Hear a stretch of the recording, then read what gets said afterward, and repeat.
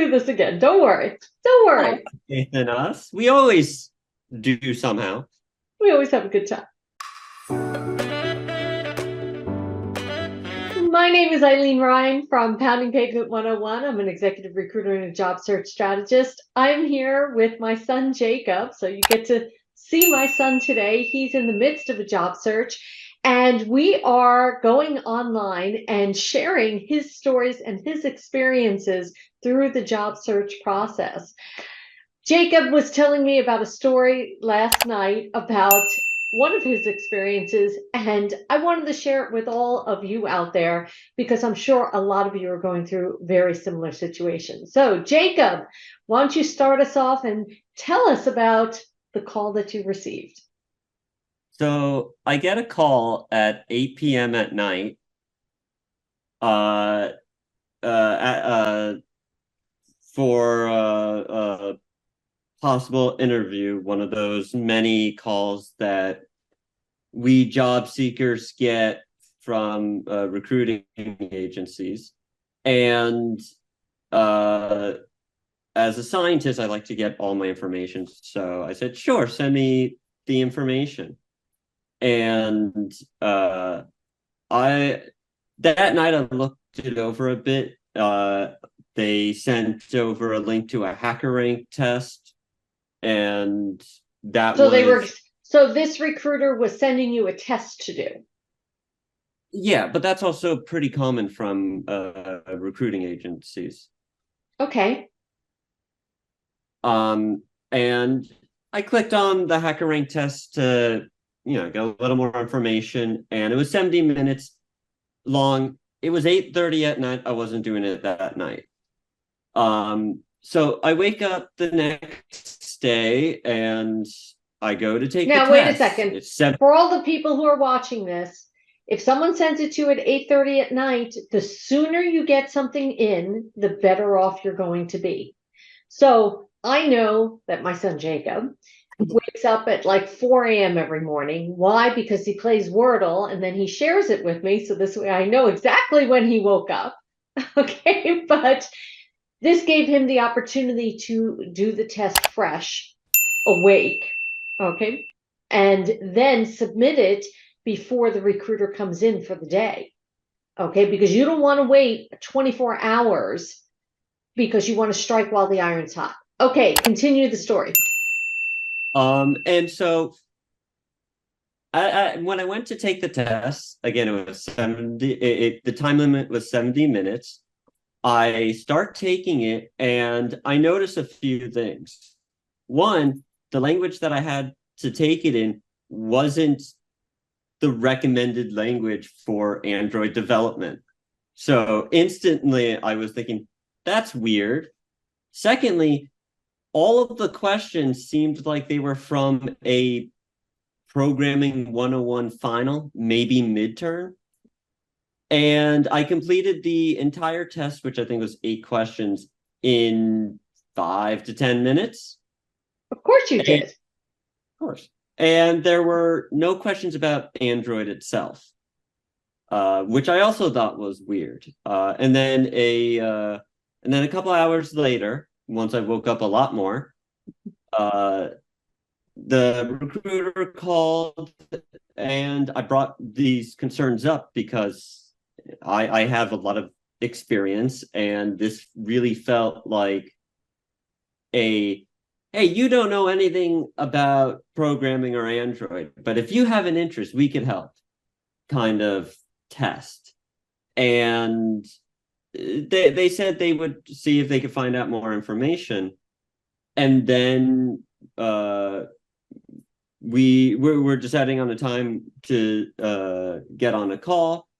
They tell me 11:30, and then when the invite was sent, I got it at 1:30. Okay. And I reply saying, because the invite came as soon as we got off the call, and I replied to the email saying, hey, didn't we say 11:30, not 1:30? And they replied with something that didn't make sense but it sounded like we were going to be on a call at 11, which ended up not being the case. So, as a job seeker, how does this make you feel about that recruiter and about that company? It's frustrating and like they don't know what they're doing. And that's what I want everyone to hear. Okay. And I want the recruiters to hear this also, because they are representing the company. And the image that they're giving is that the company doesn't know what they're doing. So not only does it hurt the recruitment process, it hurts the company brand. And would you buy a product from that company? Would you go to that company for any kind of expertise? No, that recruiter is the first line of impressions out into the world. So I actually forgot to mention something about the initial call. Go ahead. They called and said, "Do you have any IT experience?" I've been doing software engineering for about 6, 7 years now, and I have zero IT experience. And I mentioned that, and their reply sounded like they were thinking, "Oh, I made a mistake." Now, is it a job you applied for, or is it a job that you received the blanket email? It was one of those random calls from a recruiting agency that, So they probably yeah. saw either your profile on LinkedIn, they either saw your resume that you've posted, because I do have a list of 266 job board postings. And for those of you who are watching, you can get that. I will leave the link in the comments for that. So they contact you for IT experience. This shows that they have no understanding of software engineering, no understanding of the IT world.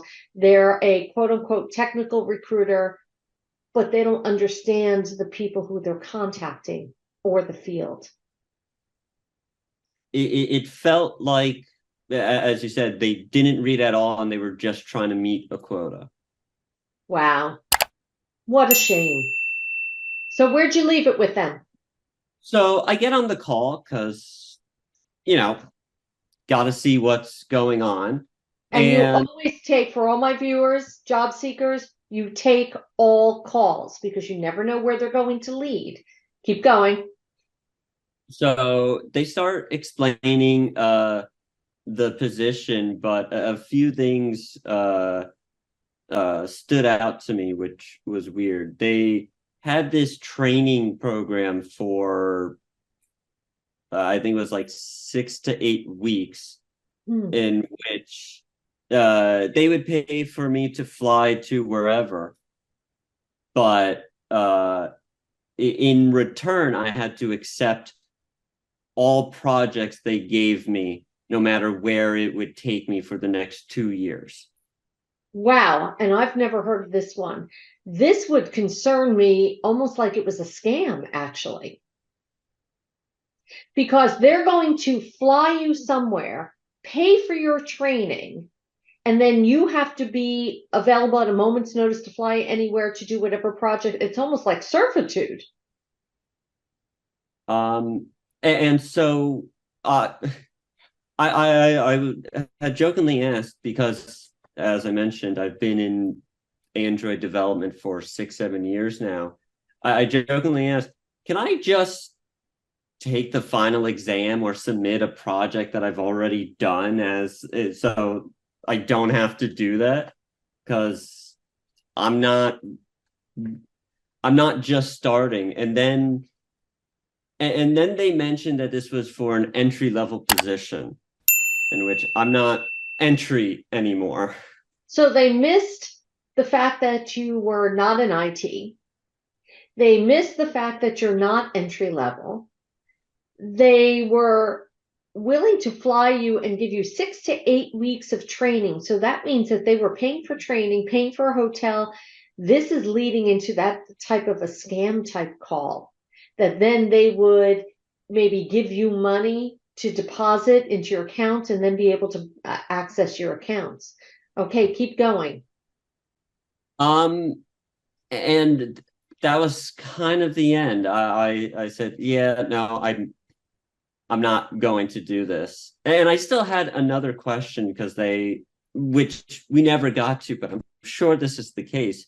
In the document that they had sent, kind of detailing some of this, it was talking about frameworks that I don't use or use for Android development. And I